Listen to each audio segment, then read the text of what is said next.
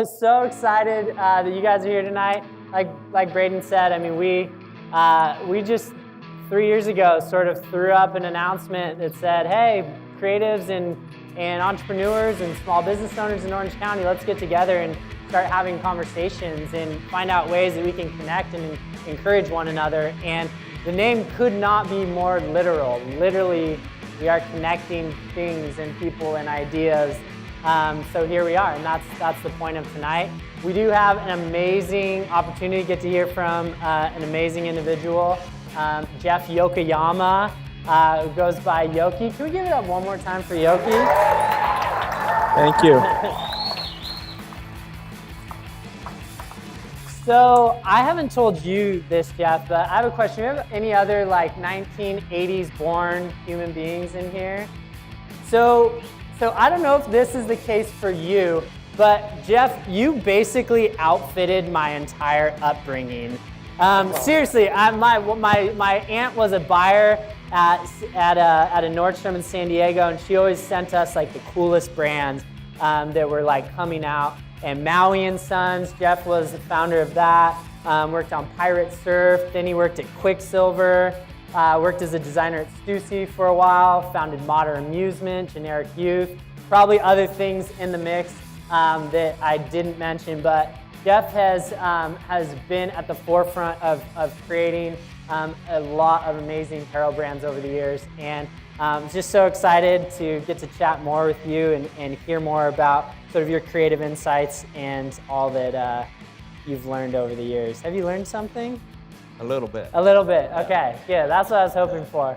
So I'm gonna jump right in here and ask you, you obviously have a long, amazing career, and still have a lot of new ideas, which we'll get to as well. But looking back and speaking a bit to your background, I'd be interested to hear, what are 3 of the most important roles that you've had in your career that have helped to shape your growth as a designer and an entrepreneur? I know it's probably hard to narrow it down. Maybe there's 2, maybe there's 3. But what were some of those pivotal moments that you picked up something that helped you step into the next season of your career? Well, a long time ago, I started out wanting to find a thing called warm water. Literally, I wanted to go to Hawaii, which I did, and in search of that warm water. And when I got there, there was plenty of surf and plenty of warm water, and I said, yeah, we found it. This is great. This is something I'm going to keep with me for the rest of my life, and how can I parlay that warm water into business, into actual lifestyle, into maybe making some money. So that was the first lesson that I learned, is to try to make sure that whatever you do, it feels like warm water. So it feels like warm water, you're happy, you're swimming around in nice warm water, and you're catching great waves. That is the same type of feeling that I want to do when I go to work. So that was the first one. Other ones that we think about, just recently in the last 10 years, I shifted gears in things and started this brand called YokiShop. And the 3 things that I live by is to design different, make different, and sell different. We could talk more about that as we go. Cool, that's awesome. So speaking just, again, and looking back a little bit, curious to hear about any mentors or somebody along that journey that equipped you with a piece of advice or something that allowed you to continue forward or to look at that concept of entrepreneurship or of this warm water idea in a new light. Well, there's 2 very important people in my life. One was my mom, one was my dad.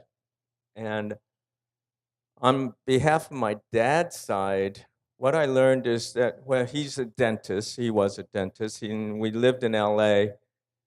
But the thing I learned from him is that I didn't want to be a dentist, for one. But I went to work during the summer, and I wore a tie, And I went in and sterilized a bunch of tools, and then I learned how to stick x-rays in people's mouths and bring the big thing down and put a big shield over them. And I did that for one summer, and we went out to eat, and that was my favorite time of the day. And I thought, you know what? This is not what I'm going to do. So, mentor-wise, he taught me what I didn't want to do. And my mother on the other side, we didn't have a whole heck of a lot of anything, money or food or clothes or things. So I ended up always rearranging my room and creating and thinking, that's where I could actually put things in places and design things the way that I wanted it to feel like and what I wanted it to look like. And my mom always encouraged me on that. And then also, we would finish dinner and I'd look at my mom and I'd say, I'm still hungry. And she would say, oh, I got some more rice. But this time we're going to put a little hot tea in it. And it's going to be like your dessert. And I said, wow, that's good. And for years she kind of fooled me on that. But it was a great lesson because it taught me how to be resourceful, how to be creative, how to accept the things that you have instead of always wishing for more. We had what we had, and I lived with it. I had patches on my jeans. I had cuff marks because I was handed down. My tennis shoes were always worn out because we used to skateboard a lot, and the toe always used to wear out, but we never raced out and got a new pair. My mom would just say, those are looking pretty good. And so style came about that way for me, is to look at style in a different way. It doesn't have to be brand new to be a cool look or a good style. It was making it your own at that time. And when you make it your own, everybody else sort of looks at you and goes, shit, I want to look kind of like that. And so they start emulating, and then all of a sudden you got your posse of people that are running around looking like you, and you're going, I could do this. This is good. So, yeah, a lot of good things from my mom and dad. That's awesome. I have cuff marks on my jeans too, but it's just because my legs didn't keep growing. They just stayed short. So speaking to your career too, and the different roles that you served, and with this idea of warm water that you speak to, how do you know when an opportunity is one that you need to stick around with, and then when there's a point where you want to move on to the next thing? Like what have been the markers in your career that have helped you to know when to take a step in a new or different direction? I didn't know it at the time, but when we started Maui and Sons, it was all warm water, and it was bitching. We had a great time. I was 24 years old. We used to, our marketing plan was for me to run up and down the Coast Highway in a T-shirt of ours with Maui and Sons at 5 o'clock at night when CDM was booked, and booked meaning the traffic was dead stop. And so everybody would see my shirt, and everybody would go, there's that little guy running again. And he's got his Maui and Sons shirt on. So that was my marketing and advertising, and that was just like bitching. And then we'd go surfing, and then we'd go and hang out and pass out stickers, and everybody thought our sticker was a punk band or a new band or a new wave or a rockabilly band. And little did they know that it was just a small little company called Maui and Sons. Yeah. But as you grow through it, Maui and Sons was such a great lesson, and one of the highlights in my life was the fact that we accomplished the things that we wanted to do. And as those things were accomplished, one of the dark times of my life in that was that we thought we could walk on water. And I tried walking on water one time, and guess what happened? I sunk to the ground, to the bottom of the pool. So when you're asked the question, when do you know, I knew that the warm water was leaving that company. Yeah. But I also knew that the trends were changing. In the 80s, everything was just pink, blue, green, and yellow. As soon as 90s came, the generation was 10 years older, along with myself. I was 10 years older, so 24 turned into 34. And 34, I had other ideas and other needs and wants. And I looked at that now and I thought, I'm going to do the complete opposite because the generation below us didn't want anything to do with pink, blue, green, and yellow. Yeah. And so developing a new brand or a new idea for that market, and one, I needed to find warm water, but I thought to myself, what would be really interesting in the 90s? And we did a thing called Pirate Surf. And my partner was 21 years old at that time. And in the garage, we made flannel shirts. And those flannel shirts, we acid washed them. And we had no idea how to acid wash at the time either. But Wait, where do you get the acid? acid wash was at the wash houses, and it was more of a bleach wash. Okay. But we wanted to make it sound a little bit more radical than it was. So we called it acid wash. And so the acid wash burned holes into the flannel shirts.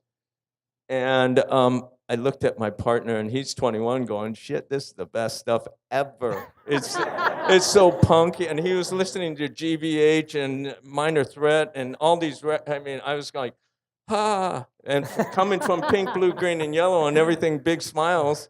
I walked into this like youth market again, and the flannel shirt was worn by Kurt Cobain at the time, and instantly we knew that we're on some sort of a new path. And instantly we said, you know what, this is warm water again. And not that we forgot about pink, blue, green, and yellow, but we used all those things that we learned back there and flipped it into what we were doing over. And it was the complete opposite of what we learned here. So the same thing applied. I knew I didn't want to work during the summer up in LA as a dentist. I knew I didn't want to do pink, blue, green, and yellow again. Yeah. I wanted to get young and punk, so to speak. Yeah. And punk was punk at that time, and it did have all of those things that went along with it. Yeah. You know, so our acid wash flannels was just the start of it. But a year later, we sold that to a company called Quicksilver. Heard of them. Yeah. Yeah. Little one. Well, and that's the thing, and one of my questions for you, Yoki, is when it comes to, because not only those are two incredible examples of amazing brands in the 80s and 90s that you helped to found and to lead, but your career, it's like those were just the start of other transitions that you made and are continuing to make to this day, which we'll get to talk about, which I'm so impressed by. And my question for you is there a method to the madness? Is it just complete luck? Are there insights within it that like we as a group can walk away with or think about as we look at our work or want to sort of find these trends and these nuggets of insight happening in our industries?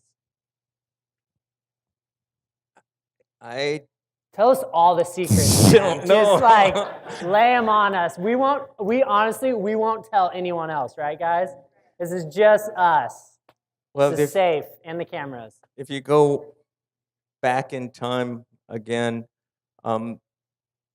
just by rearranging your bedroom, it created a style. And then wearing the different types of clothes that I wore, it created a style. And then thinking about pink, blue, green, and yellow, it created a style. And then that turned into acid wash flannels. It's not that I know what the future is, but I swear to God, I dream about what's next every single minute of the day. I think about what is next. I look at everybody in this room. I look at where the silhouettes look like. I look at the weights of the fabrics. I look at how cold it could be when you walk in here. And then you feel how warm it develops, and you just every step of the way. And Um, I tend to tend to move in the direction of what I believe it's going to be. And those examples of what we are or what we have done over in the past are good examples. But going forward now, and I know we're going to talk about what I think the future might hold for this market of ours in retail, but also in design and fashion and style and color and looks and even in food and every area. I look at how these people designed the dashboards on the new Mercedes. I mean, I don't know what it is, but Yeah. I just go, I can't figure it out. All I want is an on and off button, and why don't they just say on and that one says off? I mean, one day it's going to work that way. There's just too much of innovation or creativity or something, and it's going to flip again, where it's going to be a lot like you put this leg in and then you put this leg in and then you got your pant on. And it's a process of, maybe it's because I'm getting older that I want an on and off button, but it's a process, and that process going forward is that I want a bit more simplicity. So design is, to me, it's going to become a little bit more simple. Yeah, and how I sort of interpret what you're saying, both in your experience and just even in that, is that if I were to sum it up, it's this idea that we can't continue to do the same thing and expect a different result. Like there's sort of, everybody's headed this way. How can we be doing this? How can we be going in a different direction? And it seems like there's some themes in that in your work, which is awesome. And so much of so whether we like it or not, so much of us get in the trap of saying, this is how it's done. This is what it is, and so we need to follow this path, as opposed to your insight of saying, yeah, that is happening. I want to do the opposite of that, or that's taking place right now. So what's next? So I think that's beautiful. I want to change gears just slightly, and I have a quote. So we were all talking every month. We host this speaker series every month, and there's a group of about 7 of us on a text chain. And I was telling you, your name had come up. We're like, man, Yoki would be so awesome to get to come and to share. And Josh Ariza, who's in the room, and one of the co-founders of this thing, said, I want to be half as handsome / stylish as Yoki when I'm older. And I think I got 7 out of 7 thumbs ups or likes, and we're like, it's so true. And so my question for you is just we talk about creativity, we talk about design, we talk about business. How do you stay grounded and just balanced in your life? What is sort of the flip side of Yoki's creativity, and where do you get fed, and how does that look? And how are you so That's damn my wife stylish? in the background back there, and she's the one that keeps me grounded. She's the one that says it's time for bed. She's the one that says it's time to wake up. She's the one that says you need to eat. She's the one that keeps me. I mean, hey, I am. Yeah, she's the one, and Take note. If you have spouses, take note. We wake up in the morning, we go for a walk, and we walk our dog, and we live at the beach, and she makes it really nice. She cooks every night. She's made sure that our family is always together at dinner time. Um, you know, I'm always the one to say that it's time for everybody to brush their teeth and wash their face and say their prayers, and she makes sure that they do all of that. Yeah. So staying grounded, I get squirrely once in a while. I mean, but she doesn't allow me to drink any drinks that are dark. If I do have a drink, it's got to be clear, and so it's a funny thing, but it's 28 years of being married, and that's pretty good. That's awesome. That's so awesome. So want to transition now to talk a little bit about what you're building now. What's sort of currently happening in Yoki's world, so to speak. So YokiShop and your work there is 10 years old. And with that, at least from my perspective, and you can shed more light into this, it seemed like there was a big shift towards sustainability in what you were doing. Sustainability in upcycling and recycling materials. Wanted to hear just about your inspiration and what sort of sparked YokiShop in its current version. Several things. The first thing is that I remember talking to people halfway around the world in other countries that were doing our production, and I wasn't very nice to them. And that was a bad thing because I was always yelling at them, and I was always demanding different things and delivery and price, and making them feel like crap every single day. And that is not the way that at least our business is going to run. Yeah. And so 10 years ago, I said design different, make different, and sell different. And the inspiration came from actually my daughter. She was playing volleyball at the University of Oregon. And I noticed that there was a tremendous amount of uniforms and things that were left over on campuses up in Oregon and also on campuses across the country. And I looked at it and I said, it's already here. It's already in the color. It's already fabrics that have been used and already had their carbon footprint, and everybody's gotten paid on designing the green and yellow design. And there's 22 sports on the campus there, and there's 30,000 students applied and at that university for 4 years. The demographic is 18 to 22 years old. The stadium fills up with close to 70 to 80,000 fans every Friday night or every Saturday morning. Yeah. And it just happens for 4 months out of the year, September, October, November, and part of December. And I said, how can I make my last quarter of my business profitable? And how do you make some money during those times when you're competing against all these other businesses that are flooding the market with product that people have no feeling for. They're just going, there's more product. But the difference is that if you make things out of the things that they're throwing away on their campus, the uniform means something to them. The yellow and green means something to them. If you're doing something with USC, the cardinal and gold means something to them. And that something is over 30,000 people at 18 to 22 that it means something to.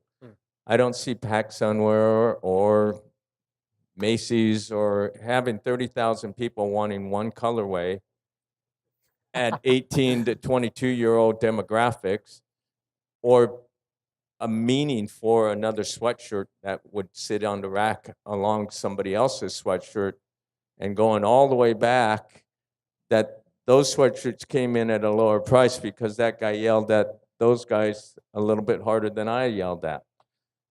I didn't want to play that game. I wanted to start playing offense instead of defense. And that was what I learned up watching my daughter play volleyball and watching my son play football, is that when you got the ball, you got the ball.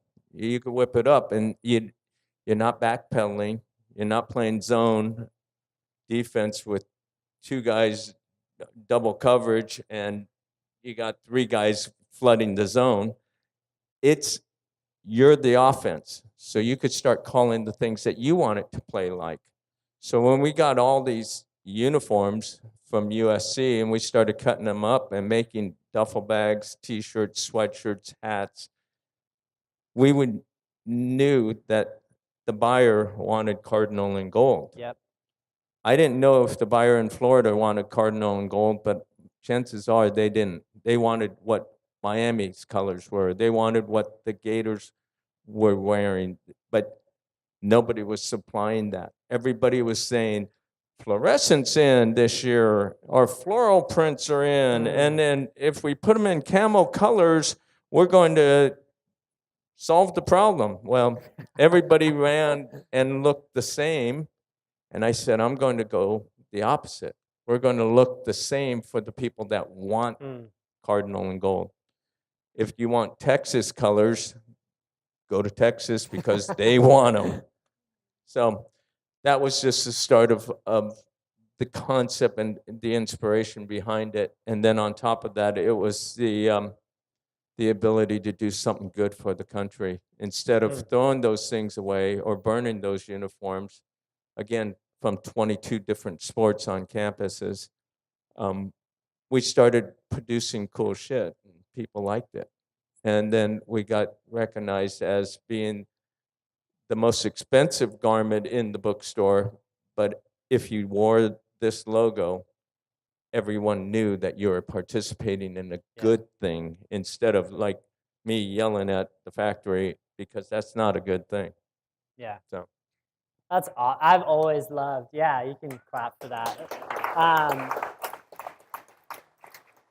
It's fascinating, and what's so cool, and I'm just kind of putting this together real time, as probably a lot of you are. I think what's amazing, even for myself, just being a little bit earlier in this journey, the benefit and getting to hear from your insights and experience, being a few steps ahead, is like how all that really is with Yoki Shop and Yoki's Garden is just the same kid who was rearranging his room and making use of like what he had, because that's what you do, and that was your backstory. And I wonder, what are the things and insights or experiences that we have that we're not tapping into, that could be shaping our work in important ways, or maybe are right now, but we don't know about it. And to just like see, like literally, we just got to see Yoki's life flash before our eyes in the last 30 minutes, which is so cool just to see how each of those points, it's just really a common theme. So yeah, like I said, it's so cool that you're here. Okay, so 2 more questions, and then I'm gonna open it up to Q&A. And if I'm correct in saying you might have a few things to give away, is that correct? Or to show? not necessarily give To away, give away, but okay. I could show it. Okay, to show. So we'll get to see it, just so you have a visual for what he was just talking about. But I'm curious, now that you sort of stepped into the role with Yoki Shop and sustainability and that idea of doing a better thing for the planet, for environment, all of that. What's your insight or your thoughts now on the role that business has to make a positive impact in the world? Whether that be environmental, do you feel like business has an obligation? Has your thinking evolved or changed? And if so, how? I do believe that business needs to make an impact on the way that the market looks at you personally or at your company. And a lot of companies have done that already. And just the environment of something like this, if this is your working environment, it's 100 miles further than the environment that my dad was make me work in. And this is so much more creative, and this is giving the people the opportunity to create. For so long, we've always hired designers, but those designers used to turn into technicians, and I even was pretty good on a computer at one time, but it's been about 10 years since I've pushed the button, control and copy, and then control and paste. And You if guys too? Same for you? About 10 years? everybody needs to move on from that and actually feel the things that are inside of you, and um, maybe look back in your life and really go, here's why you're shaped the way you're shaped, and um, draw inspiration from that, because you can, for one, but there's so much opportunity to draw inspiration from everyone that you talk to, and because a lot of the people are now becoming a lot more like-minded, and they're starting to develop communities of people that are very talented, and bringing them all together, and doing exactly what you're doing tonight. This is the future, I think, and businesses, um, well, not businesses necessarily, but schools need to do the same. There needs to be an opportunity to collaborate within the school, within other students, instead of saying you can't see what I'm writing down because I don't want you to see what I'm writing down. It should be a little bit more open where you can't you yeah, we should do this project together. And can you imagine how good that project will turn out with two heads instead of just one? So I try to do that now within our company, even though there's only myself and Sergio and um, Shannon. Shannon works 3 days out of the week, but she contributes so much of a woman's insight. Because if it was just Sergio and I, we're Sergio, like you mentioned, he has Yeah. a whole different language, and he's the funniest guy in the world. But he looks forward to lunch, and then when he gets to go home. So, but he's the best tailor in the whole wide world. If I made him do the books, he would fail, and that's kind of like what Einstein said, something where if you make a fish try to fly, he's going to fail. Yeah. So. Nah, I love that. And Sergio's amazing. So before I get to the last question too, where can everybody find you, and how do we visit Yoki Shop? Um, we are on the Coast Highway in Newport Beach. Our, I'm there from 8 to 5 every day, Monday through Friday, and then 10 to 4 on Saturday.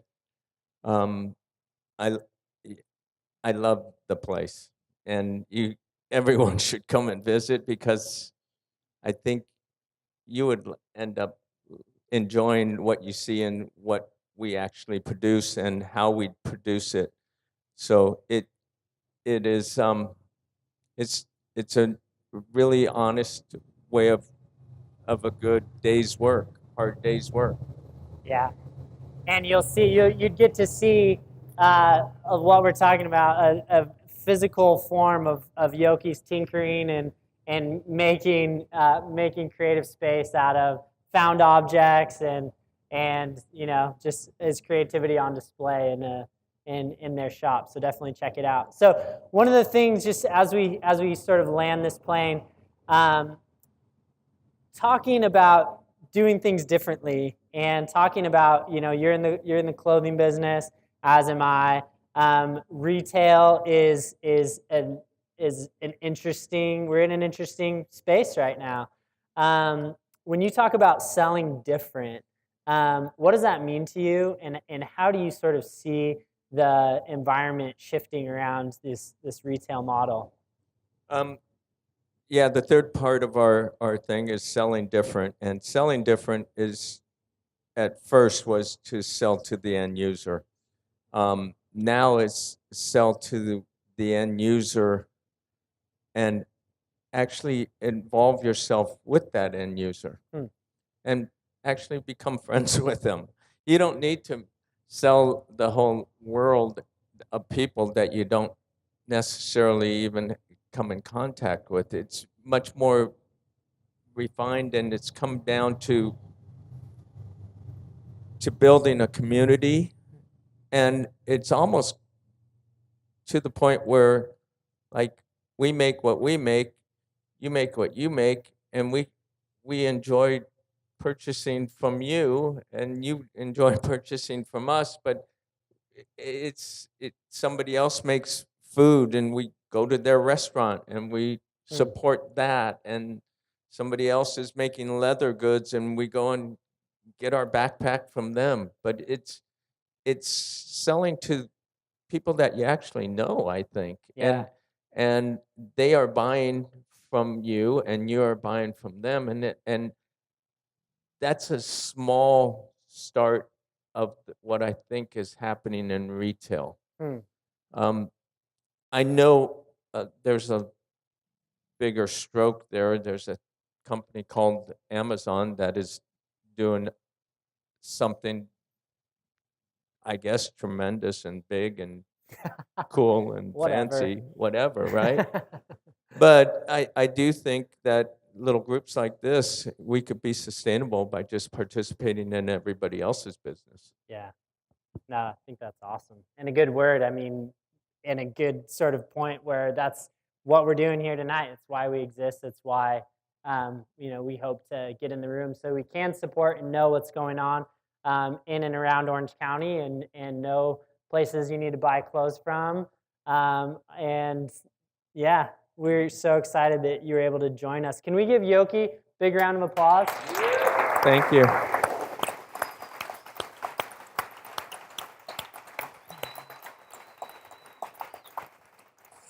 So I want to open it up just to a couple questions if we have any this evening.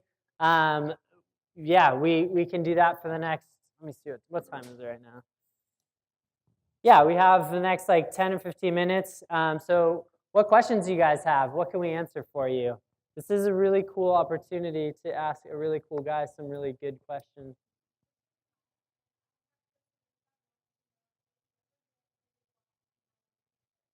Wow. Okay, I'll repeat the question, and that's awesome. We're streaming live. Hey, live viewers. Didn't see you there. So the question from iHeart Costa Mesa was, do you ever get creative block? And if you do, how do you push through it? It literally never happens to him. Next question. I'm just kidding. That's it. Yeah. Wait, that's probably the actual answer. Oh my gosh. No, I actually am the opposite of that. I mean, every minute of the day, I'm thinking about something, and it's not necessarily creating clothing, but it's trying to make what is existing better. Hmm. So that is always a challenge to me. Yeah. And so would you say is there a shadow side to that for you where it's always, the creativity isn't the issue, and so there's challenges in being able to hone in on different aspects of like making one thing better and then moving on because you're like wanting to make everything better around you, or what's sort of the flip side of that for you? That I don't know. That I don't know. I do have moments where I get satisfaction from things that we develop and create. Yeah. But then it moves rapidly into another thing that I want to try to satisfy. Yeah. So it's difficult. I mean, it's difficult just because it is.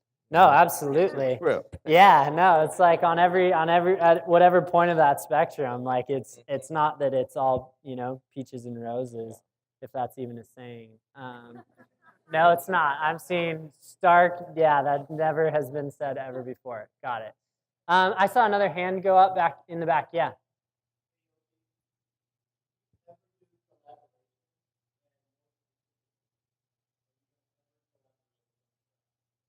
With who? With Uncle Brad. How are you back there? Do you ever do collaborations, and will you ever do one specifically with Uncle Brad, who I'm assuming you know Uncle Brad? Yeah. Okay. Love Uncle Brad, by the way. Sounds great. He sounds like a nice guy. And as far as doing collaboration, yes. And we spoken to a company called Levi's, and we developed a concept for them that it's a Japanese word, and it's called motainai. And motainai is my interpretation of it, or my definition of it, is to use the whole fish. So the pair of pants that I'm wearing right now is an example of it. There's rolls of denim that are left over up in LA, so we'd buy the small 25-yard roll of salvaged denim. we would then take apart and disassemble a pair of pants that are being thrown away. So it's from Levi's. There's denim pants that they sent down to me that were unfinished. The fly area was incorrect, or the fit was terrible, or the wash was no good, and they were going to discard the pant. And instead of discarding the pant, I asked them if they would give it to me, and we disassembled the waistband, and we disassembled the coin pocket, disassembled the pocket area where the rivets were, and the tack button, and then the double back pockets. And we turned one pocket upside down to bring focus to the market that these pants that I'm wearing was a pair of pants that was made from pants that were destined for a landfill. And we also taught them or collaborated with them in developing less thread being used on the product by using selvage denim where you can, and that is up the side seams and in the fly area. And so the pant turned out where we're hoping to do 250 pairs with Levi's, and Hypebeast hyped it, and we would sell those pants in the Levi's stores exclusively with the story behind it of sustainability and repurposing pants that were destined for landfill. As far as doing a collaboration with Brad, we almost did something this last trip that he came in from New York, and but Brad had to go, so back to New York. So we didn't quite get our act together on that one. Get it together, Brad. But we love Brad. Jeez. Brad, if you're watching, if you're live streaming in, Brad, get it together. We love you, Brad. We love you, but get it together. Is there maybe one more question that we can answer, and then I'm sure Yoki will be around for a few minutes after the fact in case some of us don't like to talk in front of audiences. Do you have one? Oh.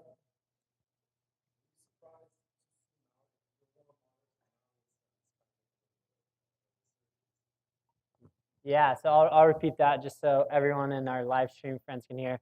Were you surprised that to see Maui Sons kind of come full circle and make a little bit of a resurgence? Not really, because I always look at different things in trends, and one of the things that I look at that gives me an indicator is the demographics and the timing of how long ago we did Maui and Sons. And there was a whole new generation of kids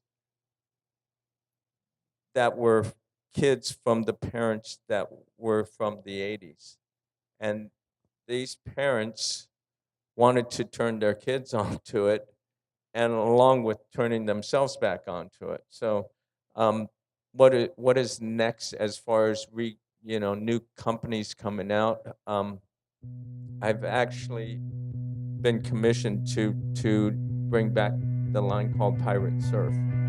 So we're working on designs right now, and it's really fun. It's turning out well. Heard it here first? Yes. You've heard it here first, guys. Breaking news, connecting things, October 2017.